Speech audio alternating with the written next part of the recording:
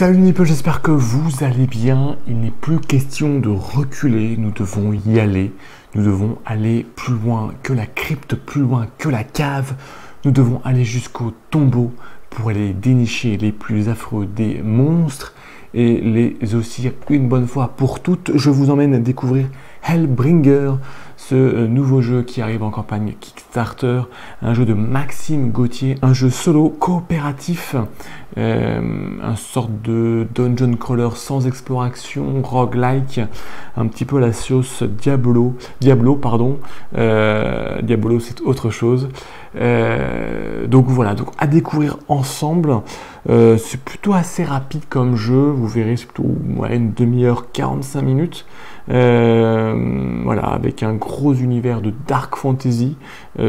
Soyez prêts à affronter les monstres et les démons qui habitent sous nos pieds. Alors, tout plein de choses avant de débuter, de vous montrer comment est-ce qu'on joue à Hellbringer. Tout d'abord, on a ici un plateau personnage, donc là c'est il est tout seul, mais il y en a d'autres, hein. Il y en a un par joueur, on pourrait en avoir jusqu'à 4, puisque ça se joue de 1 à 4 joueurs. Chaque joueur récupère une classe, donc là j'ai pris la classe du paladin, donc vous placez sa carte au centre, il y a d'autres classes de départ, par exemple ici vous allez avoir un guerrier, vous allez avoir un moine, le magicien, le druide ou le chasseur. Donc vous récupérez sa carte de départ et vous récupérez son arme ou sa compétence de départ. Donc ici c'est une masse de paladin. Ce qui nous permet déjà de voir que chaque carte de classe a ici des icônes de couleurs aux 4 coins de la carte et que vous retrouvez sur les cartes d'objets. Et tout simplement, pour pouvoir vous en équiper, il faut que les deux icônes correspondent. Donc ici, ça correspond, je peux mettre ma masse de paladin, ce qui va bien puisque je suis un paladin. Ensuite, il va falloir créer une pile qui va être un peu les différentes étapes de crypte, de cave, d'enfer et de tombeau. Vous récupérez toutes les cartes communes qui existent, vous les placez sous la carte tombeau. Donc voilà, toutes les cartes communes. Alors, je vous en ai gardé quelques-unes ici pour vous montrer un petit peu ce qu'on a dans les cartes communes. Dans les cartes communes, on va avoir des compagnons qui vont pouvoir nous accompagner. On va avoir des gemmes pour pouvoir enchanter les objets. On va avoir des potions pour gagner des compétences. On va avoir des objets comme des boucliers, des armures, des bâtons de mage, des épées, etc., etc. Donc voilà, on revoit ici l'armure avec ici une petite icône bleue qui vous dit que vous pouvez bien vous mettre ici en bas à gauche. Donc vous récupérez toutes les cartes communes. Tiens, je vais rajouter celle que j'ai enlevée.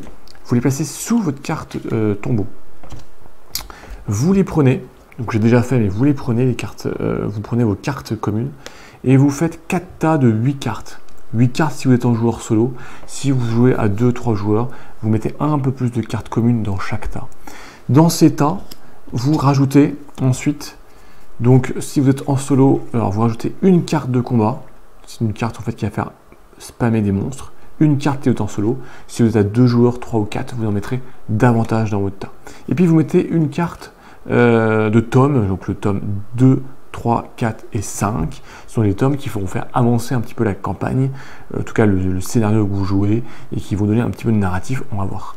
Donc vous mettez toutes ces cartes, vous les mélangez, donc vous avez des cartes communes, une grosse base de cartes communes, une carte d'histoire, si je peux dire le tome, et puis une ou plusieurs cartes de combat, ça dépend du nombre de joueurs. Vous mélangez, et vous mettez la carte ici des enfers au-dessus. Vous faites pareil pour le niveau de cave, si je peux dire, pareil pour la crypte, et puis pareil pour le début. Là il n'y a pas de carte qu'on met au-dessus, mais on fait exactement pareil. Puis vous les mettez les unes sur les autres en respectant l'ordre jusqu'au tombeau, et ça vous fait votre carte, je dirais, des cartes d'exploration va descendre de plus en plus bas. Ici vous avez des cartes de monstres de départ. Ici, des cartes de démons, donc ça sera le boss ultime à vaincre au dernier niveau pour remporter la partie. Pour débuter, tout simplement, vous choisissez déjà la campagne que vous voulez lire, puisqu'en fait, Hellbringer va se jouer avec plein de scénarios. Plus qu'une campagne, c'est différents scénarios. Alors, vous allez avoir ici la carte du monde de Hellbringer. Donc, vous allez avoir 1, un tutoriel, voilà. Et puis vous avez différentes campagnes, donc ici la tour de Darklux, en campagne 1, avec différentes parties narratives. Voilà, vous avez la campagne numéro 2 qui sont les ruines de Dustwind, etc. etc. Donc vous choisissez quelle campagne vous voulez jouer. Vous pouvez choisir le niveau de difficulté qui vous octroie, vous accède à certaines classes de personnages ou pas, qui vous donne des cartes de départ. Et puis vous avez des petites règles de mise en place particulières par rapport à votre campagne. Donc vous lisez, vous commencez par lire le premier tome de votre campagne qui vous immerge dans ce monde dans lequel vous allez jouer. Ensuite, vous appliquez la carte cimetière plutôt qui est même imprimée sur votre plateau de jeu, on va y revenir. Donc pour appliquer l'effet cimetière, vous récupérez des cartes monstres de départ, ils vous disent d'en placer d'en prendre 2 de base plus 2 par joueur, donc aussi en mode solo vous en prenez 2 supplémentaires, ce sont les cartes de monstres de départ que vous mettez sur votre pioche de monstres, et ensuite on vous dit d'en piocher une carte de monstre plus 1 par joueur que vous allez révéler. Alors ça vous permet de regarder un petit peu le plateau. Vous avez vu, il y a 3 zones, une zone avec un œil ouvert, une zone avec un œil fermé et puis une zone entre deux. Une des mécaniques de Hellbringer, c'est la perception, c'est la vue. Est-ce que vous êtes en capacité de voir les monstres ou ceux-ci sont trop loin, ne sont imperceptibles? Les monstres que vous avez en ligne de vue, que vous voyez seront sur cette zone-là. Ici, ce sont les zones que vous ne verrez pas. Et puis là, ici, ce sont les zones que, lorsque vous serez en coopératif, la zone, s'il y a des monstres que certains joueurs voient et que d'autres joueurs ne voient pas. Comment est-ce que vous savez tout cela? Sur votre carte de classe de personnage, vous allez avoir un certain nombre de données sur votre personnage. Vous avez ses points de vie, et puis sa valeur de défense, son valeur d'armure. Ensuite, vous avez justement le niveau de perception. Donc ici, un paladin, un niveau de perception 2. Ensuite, vous allez avoir des points d'action et puis d'autres éléments de main de départ, de carte en main, et puis de compétences que vous allez pouvoir connaître. Donc ici, un paladin, il a un niveau de perception de 2. Et quand on regarde les cartes des monstres, ils ont aussi leurs caractéristiques, leurs points de vie, leurs points de défense. Donc ici, l'Amora, il a 5 points de vie, 0 points de défense. Et là, par contre, en revanche, il a 5 points de perception, 5 points de vue. En revanche, le scarabée géant, lui, il a 0 points de vue. Donc tout simplement, il faut que votre niveau de vue soit égal ou supérieur au niveau de vue du monstre pour qu'il soit visible. Donc ici, le scarabée géant, je le vois puisqu'il a un niveau de vue 0 et moi je suis à 2, donc je le mets dans la zone visible. En revanche, l'Amora, perception ou vue 5, moi je suis à 2, je ne le vois pas. En revanche, lui, il me voit. Les monstres voient toujours les joueurs. L'inverse n'est pas vrai. Donc à chaque fois que vous allez piocher des cartes de monstres, et bien vous allez regarder un petit peu la vue. Et puis la perception, et vous allez vous les placer dans la zone, est-ce que vous les voyez, est-ce que vous ne les voyez pas. Et là, nous sommes prêts à débuter la partie. Presque. Il nous reste à piocher, à récupérer 4 cartes communes que vous prenez sous la pioche. Vous prenez 4 cartes communes. Ce sont vos cartes de main de départ. Donc là, j'ai pris 4 cartes de départ. Donc c'est ma main de départ. Donc par exemple ici, j'ai un élixir de départ. Donc ça peut être lié aussi au scénario. Une chaîne d'éclairs, donc ça peut être une compétence particulière. Une source de puissance et une cotte de maille. Voilà. Alors, comment est-ce qu'on va jouer à Hellbringer? Ça va se jouer avec des tours de jeu. Tout d'abord, les joueurs qui vont jouer, puis ensuite les ennemis qui vont jouer. Les joueurs, ils vont jouer chacun leur tour, puis on passera aux ennemis. Donc, les joueurs, ils jouent, en fait, on regarde leurs points d'action. Les points d'action, c'est le nombre d'actions qu'ils vont pouvoir réaliser leur tour de jeu. Le paladin, il commence avec une action disponible, c'est le niveau sous l'éclair. Certains personnages commencent avec le magicien commence avec 2 points d'action, etc. Et vous avez des capacités, des objets qui vont vous faire évoluer ces capacités. Alors, vous pouvez les écrire ici, vous avez un système de stylo effaçable, donc ici vous marquez 30 points de vie, c'est mes points de départ, 25 points de défense, 2 points de perception, 1 point d'action, 2 points de connaissance et 5 cartes. Ce sont ma limite de main que je peux avoir 5 cartes en main. Tout ça, ça va vraiment varier avec les personnages et puis avec les objets auxquels on va s'équiper. Donc, vous allez dépenser vos points d'action à votre tour de jeu pour réaliser des actions. Un point d'action pour une action. Alors, il y a plein d'actions différentes. Vous allez pouvoir jouer une carte en main pour jouer pour les compétences, déclencher ce qui est écrit. sur ces cartes-là, vous avez le coût en point d'action. Ici, c'est un point d'action, j'ai suffisamment pour le déclencher. Dans ce cas-là, je réalise les effets qui sont indiqués. Ça peut être des attaques, ça peut être des bonus, ça peut être plein de choses différentes. Alors, maintenant, dans les compétences, il y en a de différentes couleurs, puisque votre classe de personnage est de différentes couleurs. Alors, il faut savoir que dans Hellbringer, vous pouvez jouer tous les effets, toutes les cartes, vous pouvez toutes les jouer, même si vous n'avez pas la bonne couleur de classe. La grosse différence, c'est que si c'est la même couleur de classe que votre personnage, donc là ce n'est pas le cas, donc là vous la jouez, vous la défaussez. Si c'est une action avec la même couleur, et bien vous pouvez, à la place de jouer cette carte, vous pouvez décider d'apprendre la carte de compétence. Donc pareil, pour un point d'action, vous apprenez cette carte de compétence et vous la placez à côté de votre plateau. Et c'est-à-dire que vous allez pouvoir utiliser cette compétence, mais sans la défausser. Vous la conservez. Alors attention, les cartes de compétences, vous voyez, il y en a 3 maximum. Et en fait, vous ne pouvez pas en avoir plus. Et surtout, vous ne pouvez pas en avoir plus que votre niveau de compétence actuel. Donc là, c'est 2. Moi, j'ai une compétence de 2, donc je ne pourrais avoir que 2, apprendre que 2 compétences. Il faudra que j'utilise d'autres objets pour augmenter mes compétences, pour pouvoir avoir davantage de cartes compétences à côté de moi. Ensuite, on peut s'assigner un compagnon. Dans les cartes communes, vous avez des compagnons. Vous pouvez décider d'avoir un compagnon. Chaque joueur peut avoir un compagnon. Les compagnons permettent d'attaquer et permettent aussi d'encaisser les dégâts sans que ce soit vous. Vous pouvez aussi décider de vous équiper d'un objet. Donc, tout simplement, il faut dépenser un point d'action et puis mettre la carte objet dans le bon emplacement selon la couleur du symbole qui est sur la carte. Vous pouvez aussi décider d'enchanter un de vos objets. Oui, on le voit ici.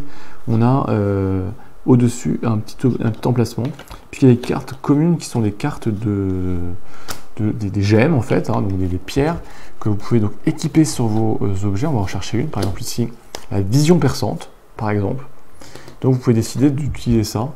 Et donc un point d'action, je viens équiper mon objet, c'est définitif. Donc si je viens défausser mon objet, je perds la gemme qui est avec. Et donc ça vient vous donner un bonus. Ici, ça me donne un point de perception supplémentaire. Donc dans ce cas-là, je viendrai effacer ma perception. Je passerai à 3 de perception.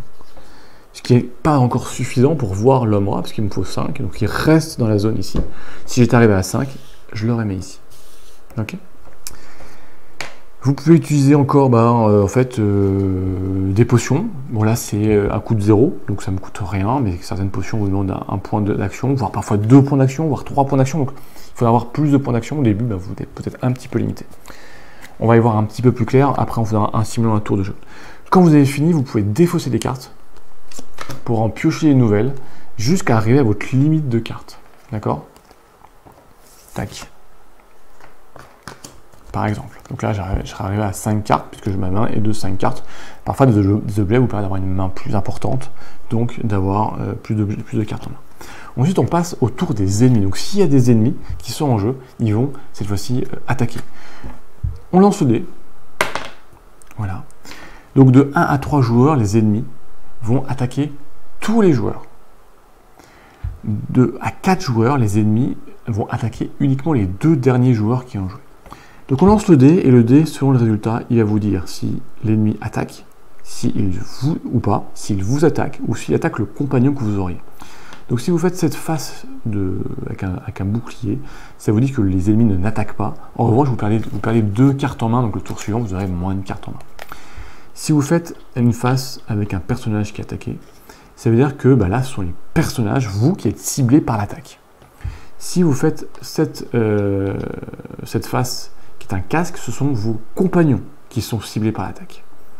Et enfin, si vous faites la face où il y a compagnons et personnages, ce sont les compagnons et les personnages qui sont ciblés par l'attaque.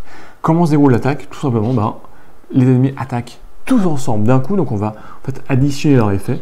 Donc ici, par contre, l'homme-rat attaque avec 3 dés verts. Donc il y a 2 types de dés d'attaque, les dés verts, les dés de poison, et puis des dés de dégâts classiques, les dés rouges. Voilà, donc des verts, des rouges. Donc les dés verts, ils sont soit face vierge ou face de 5 dégâts. Les dés rouges, c'est face vierge, 5 dégâts ou 10 dégâts. Donc on regarde, donc ici par exemple la morsure infectée, l'homme-rat me donne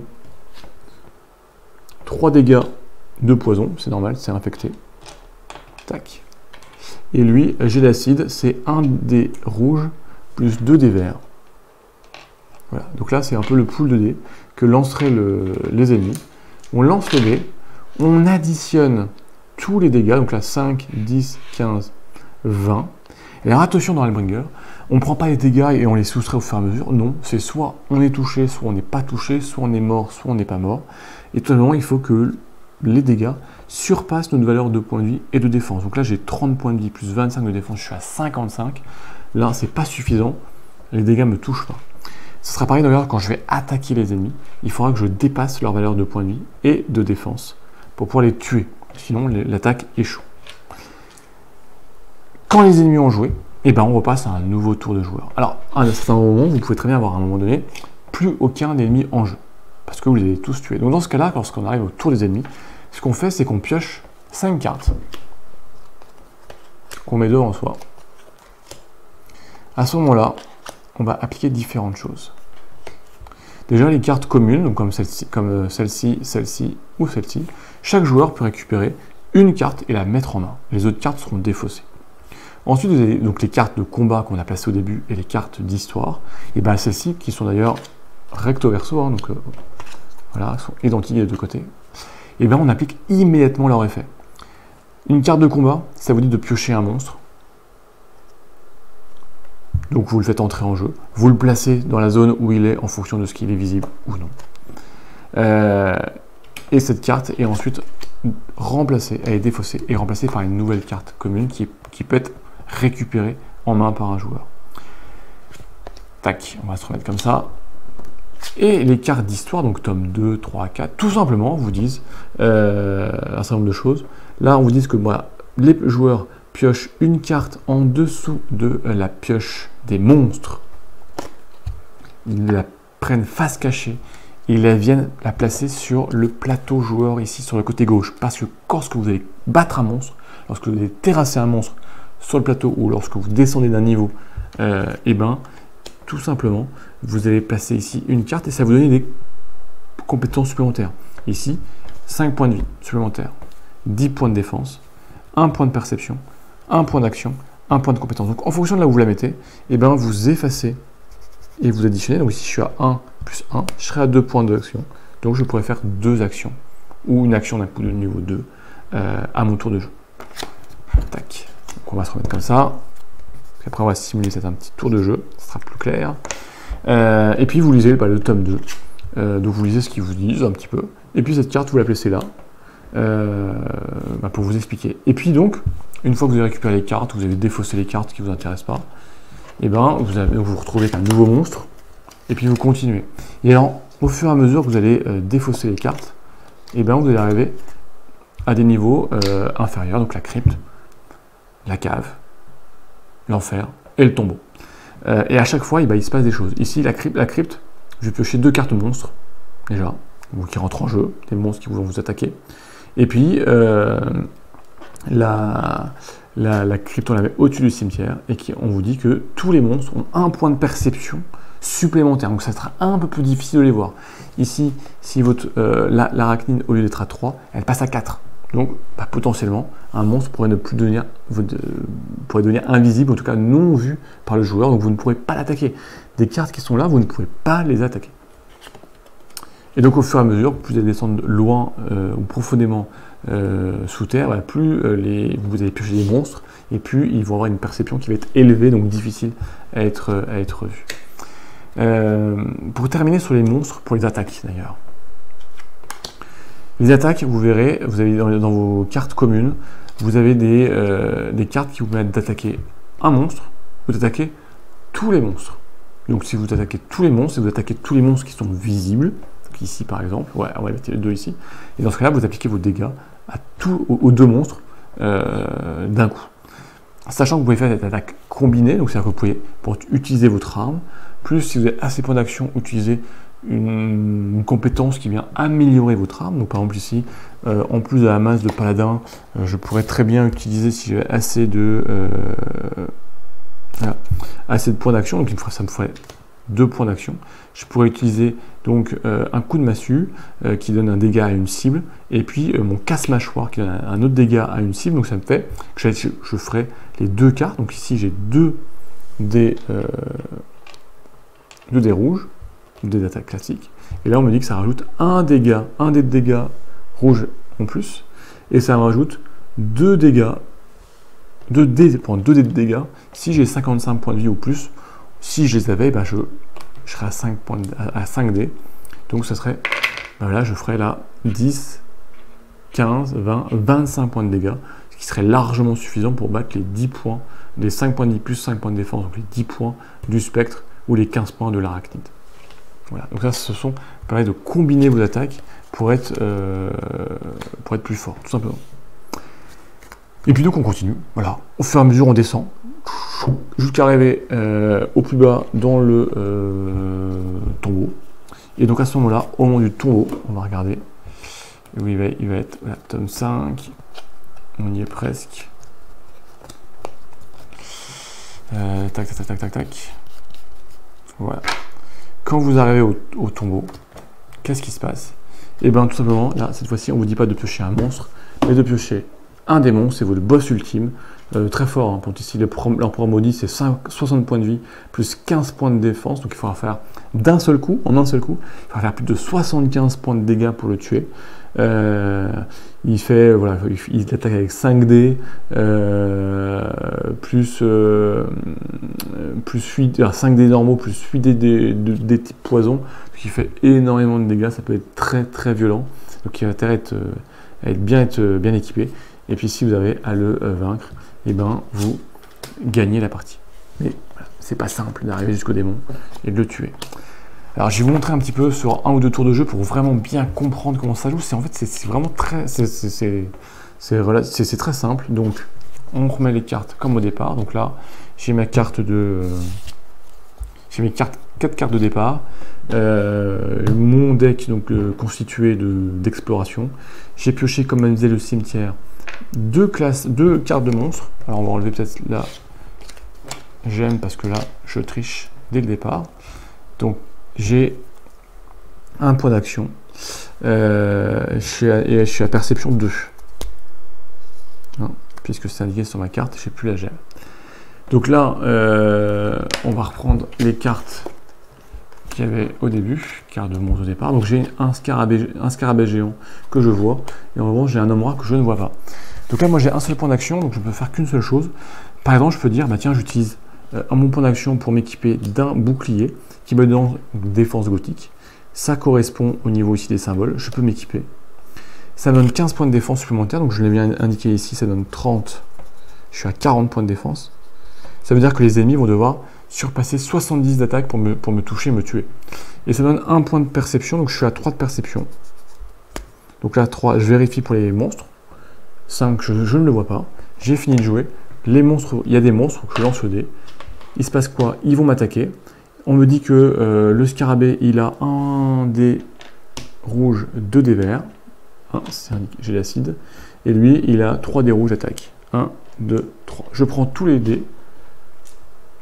Je lance. J'ai 10, 20, 30. Je suis à 40. 40, ça ne me dépasse pas mes 70. Il ne me tue pas. Ça va être à moi de jouer. Donc, nouveau tour. J'ai oublié de piocher mes cartes. J'ai droit à 5 cartes en fin de tour. Donc là, je vais pouvoir encore m'équiper. Je vais pouvoir essayer d'attaquer. Alors là, je peux attaquer uniquement le scarabée géant. Donc, vous voyez que là, moi, lui, il va m'embêter tant que je ne serai pas assez fort. Je peux décider pour l'instant de continuer à m'équiper. Donc, je m'équipe d'une queue de maille pour 1 point d'action. Ça me fait 15 points supplémentaires de défense. Donc, j'étais à 40, ça me fait 45, 55. Et 1 point de perception, je suis à 4 de perception. C'est pas suffisant pour l'homme. En revanche, eux, ils vont pouvoir attaquer. Ils ciblent les compagnons, il n'y en a pas, donc c'est moi qui suis ciblé. Donc, le même type d'attaque. Donc là, 10, 20, 30, 40, 45. Ils ne me touchent pas. C'est normal, dans les premiers monstres qui sont les monstres de départ, ils vont souvent pas être assez forts pour vous toucher. Si vous permettez un petit peu de vous équiper, de vous préparer, mais attention, attention parce que ça descend et inexorablement vous allez descendre vers le bas. Et donc, si vous avez, il y aura d'autres mondes qui vont arriver, l'homme aura, etc., etc., etc. Celle-ci, elle m'intéresse pas, je préfère la défausser. Mais ce qui se passe, il y a un monstre qui arrive. Donc je pioche. Non, celle-ci va s'appliquer un tout petit peu après. Ah bah non, elle s'applique maintenant, pardon, je suis en train de réfléchir. Je pioche un monstre. Donc là, perception 4, je suis à 4, donc je le vois. Et je défausse cette carte. Donc là, il faudrait que je puisse aller... et ben je vais attaquer. Je vais attaquer parce que si j'attaque, je pourrais mettre ma carte ici de monstre si je le tue. Donc 5 de perception, ça me ramènerait l'homme rat ici, ça serait intéressant. Donc j'attaque, j'ai un point d'action, et j'attaque avec ma masse du paladin, qui permet d'attaquer une cible, donc je vise le scarabée géant, avec 2 dés. Je fais 20 points de dégâts, ce qui est pile suffisant, parce qu'il a 15 de défense, plus 5 points de vie, donc ça fait 20. Je tue le scarabée, donc là je le mets ici, ça me permet de gagner 1 point de perception, et je suis à 5 de perception. Vous voyez, c'est relativement simple, ce qui fait que le lambra, hop, est visible. Et d'ailleurs, on passe au tome 2, parce que là, je pioche une 5e carte. Donc le tome 2, on voit que tous les joueurs piochent une carte en dessous des monstres. Et l'ajoute à leur point de compétence. Donc là, je vais prendre ici un point d'action supplémentaire. J'aurai 2 points d'action par tour. Et puis ensuite on lit le tome 2, donc là on lit le tome 2, donc ça vous donne du fluff, et ça on le met ici, tout simplement. C'est au tour des monstres de jouer, donc là 3 dés de dégâts, et lui il a 2 dés verts, c'est une attaque spectrale. Mais attention, le spectre a un effet qui me dit que les ennemis ignorent la partie bouclier, donc là c'est 30 points de vie, donc là ils peuvent me tuer si je suis mal. Et ça se passe bien parce qu'il fait 10 points de dégâts, donc tout se passe bien. Donc, nouveau tour. Cette fois-ci, j'ai 2 points d'action. Donc, je peux m'équiper. Même, je peux faire d'abord défausser cette carte qui me donne pour 0 point d'action, me donne 1 point d'action, donc je serai à 3 points d'action pour ce tour-ci. Oh, et même, ce que je vais faire, c'est une carte avec noir, donc ça me donne, je peux l'apprendre, c'est une carte de compétence, je la prends, et j'aurai un point d'action supplémentaire pour tous les tours, donc ça donne 3 points de compétence, sachant que je ne peux en avoir que 2, hein, c'est indiqué, donc à vous de bien choisir. 3 points, j'en ai utilisé 1, il m'en reste 2, la compétence s'active immédiatement, donc je peux aller essayer, alors on va essayer d'aller battre ces petits, donc 2 dés, je vais essayer d'aller battre le spectre, parce qu'en fait il me gêne bien avec son effet où il annule mon armure. Donc j'ai 2 dés de dégâts, et si je veux, pour un deuxième point, je peux en plus faire un casse-mâchoire, ça me rajoute 1 dé de dégâts, et plus de dégâts si j'ai au moins 55 points de vie, c'est pas le cas, mais là je peux assurer le coup. Et ben j'assure tellement bien le coup que je fais triple face vierge, je me loupe complètement, mais si j'avais fait par exemple 10, c'est suffisant pour le vaincre. Je l'aurais vaincu, j'aurais pris par exemple ici 5 points de vie supplémentaires pour vous montrer. Je serai à 35. Alors qu'est-ce qui se passe après? Ça va être intéressant. Je défausse. Je prends 3 cartes pour avoir mes 5 cartes en main. Le monstre va s'activer, etc. Il y a un moment donné ce qui va se passer. Je vais le tuer. Pardon, je vais le mettre là. Donc 10 points de défense. 65. Donc là, je vais mettre 5 cartes, comme je vous le disais. Et là, attention, j'arrive dans la crypte. Voilà. Donc là, il vise piocher 2 cartes monstres. Donc, 2 cartes monstres. Tous les monstres ont 1 point de perception supplémentaire. On la met ici. Je suis descendu. Donc, ce qui veut dire que là, je peux prendre une carte. Par exemple, je peux prendre la rose de combat, par exemple. Celles-ci sont défaussées. Ah non, plutôt, je peux prendre ici un tréante. C'est un compagnon. Je vais vous montrer comment ça se passe, les compagnons. Intéressant. Ça, elles sont défaussées. Et là, il y a donc 2 monstres qui sont rentrés en jeu. 3 points de perception plus 1, je suis à la crypte. Donc 4 de perception, je suis à 5, je le vois. Et le vampire, 3 plus 1, 4, je le vois parce que je suis à 5. Voilà.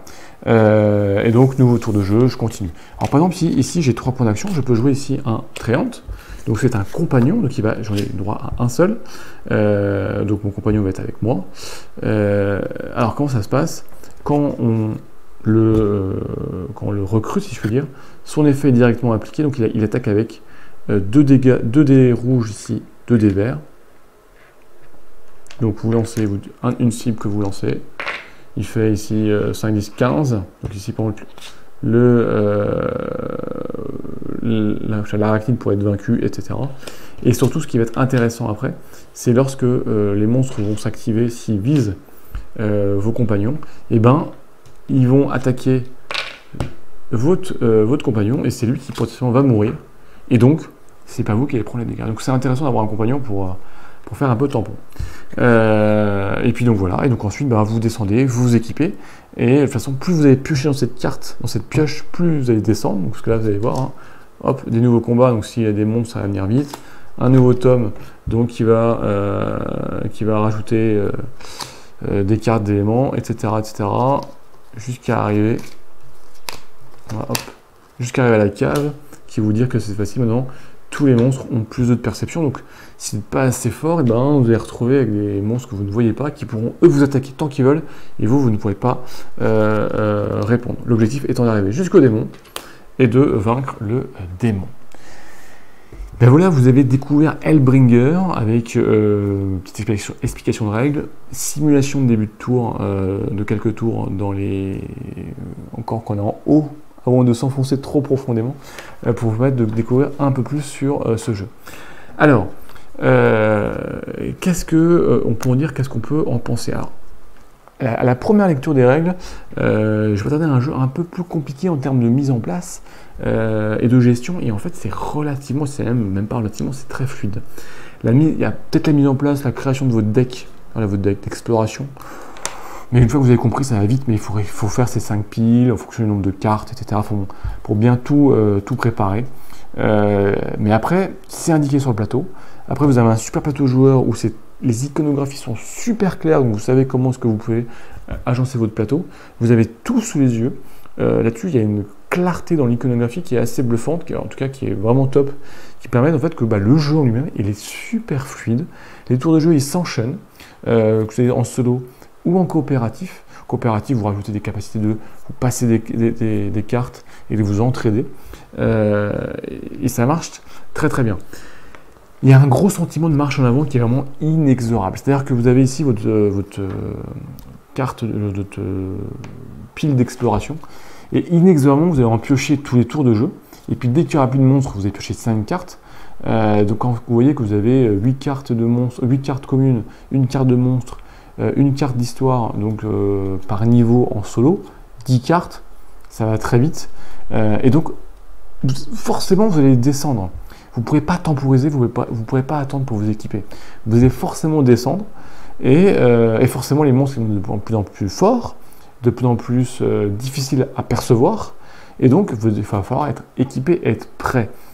Parce que cette mécanique de vue, qui est une mécanique qu'on retrouve un petit peu dans Set Watch, par exemple, ou dans d'autres jeux, plus vous allez descendre, plus vous avez besoin d'un niveau de perception ou de vue qui soit élevé pour voir les monstres et pouvoir les attaquer. Donc il y a vraiment, comme si on descendait dans les profondeurs et que c'est difficile de voir l'ennemi. Et donc c'est vraiment ça rythme votre jeu, et c'est un petit peu vraiment la mécanique qui est un peu originale et qui donne l'intérêt au jeu, qui le démarque d'autres jeux de ce style. Il faut vraiment bien s'équiper et bien se préparer, parce que les premiers monstres qu'on a vus sont faciles, ils sont de peu de points de vie. Et quand vous arrivez au démon, par exemple ici, il faut faire 75 dégâts d'un coup pour le vaincre. C'est pas avec 5 dés que vous allez réussir. Vous avez ici par exemple le roi Lich qui a 130 points. Il va falloir être doué. L'ange déchu qui a 125 points. La succombe qui a près de 150 points. Enfin bon, voilà, donc vous voyez, le seigneur du sang qui a 140 points. Je peux tous les faire, le démon primal 150, bon, etc. Donc du costaud en face de vous. Il va falloir vraiment être prêt, avoir des armes très fortes, avoir pas mal de points d'action pour faire des attaques combinées, pour attaquer un coup de massue avec une attaque magique, enfin bon, etc., pour pouvoir faire des attaques vraiment ultra puissantes avec beaucoup de dés. Il y a de quoi faire, il y a beaucoup de dés pour espérer passer le niveau de défense et le niveau d'attaque, de défense et le point de vie de vos adversaires. Alors bien sûr, il y a un petit côté aléatoire dans la pioche. Parce que vous allez très bien pouvoir peut-être piocher des cartes de compétences qui ne correspondent pas à votre classe. Alors vous pouvez les utiliser une fois, mais vous ne pouvez pas les apprendre, donc vous ne pouvez pas les conserver. Ça peut aussi des cartes qui ne vous intéressent pas, et il faut s'adapter à ça. Donc ça, c'est un petit peu le point qui peut rendre votre partie très difficile, ou au contraire plutôt facile, parce qu'il y a beaucoup de cartes de communes. Alors c'est intéressant parce qu'il y en a beaucoup, il y a une grande richesse, beaucoup de variétés, donc ça renouvelle vos parties. Mais tout qu'il y en a beaucoup, eh ben, ça dilue aussi les cartes qui peuvent être intéressantes par rapport à votre classe, et donc de réussir. Donc ça peut être du très bon ou du très mauvais. Ça, c'est un peu le côté j'ai de la chance, j'ai pas de chance. Un peu dommage. Ça peut être un peu dommage. Alors sur le niveau de la campagne, c'est plutôt des scénarios plus qu'une campagne, parce que les scénarios se passent dans différents coins de la carte, mais ils sont pas liés. En tout cas, dans le proto, ils n'étaient pas liés. Peut-être que dans la campagne Kickstarter, il y aura un système pour pouvoir lier les différents scénarios pour en faire vraiment une vraie campagne, avec peut-être des monstres de plus en plus puissants, mais vous, des compétences que vous allez acquérir, ce qui fait que vous allez débuter chaque scénario. Enfin, il y a peut-être quelque chose à faire de ce côté-là qui actuellement n'est pas fait. Et par contre, il y a un autre point qui est très intéressant, c'est que sur certains scénarios, il y a un enregistrement audio. Donc ça vous met de l'ambiance, et en plus de ça, il y a une bonne son. Donc là, vraiment, il y a une immersion très forte qui est possible. Et sûrement que, si la campagne marche bien, pourquoi pas imaginer tous les scénarios avec de l'audio et avec de la musique. Le gros point clé, c'est le système de vue, de perception, qui vous oblige, qui inexorablement va devoir être pris en compte. Vous allez devoir essayer de temporiser, mais vous ne pourrez pas vous arrêter, vous allez forcément avancer. Donc il faut aussi à s'équiper et à jongler, je dirais, à trouver l'équilibre entre j'avance, je temporise un petit peu ce que je peux pour m'équiper, pour être prêt. Et tout ça, ça vous fait plonger dans Hellbringer. Après, moi, la Dark Fantasy, c'est pas forcément mon cœur, si je peux dire. Mais là, ça passe très bien. Les visuels sont très bien. Je trouve l'iconographie est vraiment... Genre, elle est parfaite. C'est-à-dire que c'est très visuel. Si on veut vraiment pinailler sur les cartes, parfois, il y a juste... Voilà, quand les dés... C'est des verts, des rouges, donc des dégâts de combat normaux ou des de poison. Parfois, c'est pas toujours évident la différence, mais ça, c'est du work in progress. Donc, mais sinon, vraiment, l'iconographie, c'est très clair. Ce système, on va le mettre là, c'est plus simple. Là, un système de plateau joueur, et ce qui fait que vous savez vraiment ce que vous avez, vous avez tout indiqué. Donc ça, c'est super, ça prend un peu de place, mais c'est super simple. Ce système, qui est plutôt pas mal, qu'on vient clipper en bas, alors c'est du proto, hein, mais qui est super parce que ça, vous pouvez ici faire vos sommes de vos compétences, de vos caractéristiques, et donc sous les yeux en permanence, vous savez directement, pas la peine d'additionner, etc. Non, vous faites une fois pour toutes, et vous suivez ça, et donc c'est très pratique. Donc, en tout cas, il y a tout l'ergonomie du jeu est vraiment bien foutue pour que le jeu soit le plus fluide possible, et on le voit, une fois la mise en place qui est faite, une fois la création de votre deck là est fait, ensuite c'est super fluide et ça va très très bien. Donc voilà, donc un petit jeu, allez voir, c'est pas très long, allez voir, voilà, donc c'est Hellbringer, ça arrive début novembre chez les éditions Smash, je crois que c'est leur premier jeu, Maxime Gauthier, donc allez jeter un petit coup d'œil, c'est un Français qui fait ça. C'est plutôt sympa, en solo, en coop, franchement il y a vraiment de quoi bien s'amuser. C'est pas toujours facile, mais c'est ce qui donne un peu le sel au jeu. Si c'était trop simple d'aller tuer les démons dans les tombeaux, tout le monde serait chasseur de démons. C'est pas le cas. Il faut mieux aller en étant bien équipé avant de vous enfoncer dans l'obscurité du sous-sol. Voilà, et si vous avez des questions comme d'habitude, vous n'hésitez pas, on essaiera de vous y répondre, on vous y répondra, on vous éclairera, on éclairera votre lanterne pour pouvoir choisir et voir plus clair dans toutes ces campagnes. Et puis voilà, n'hésitez pas aussi à laisser un petit commentaire si ça vous intéresse et savoir un peu plus.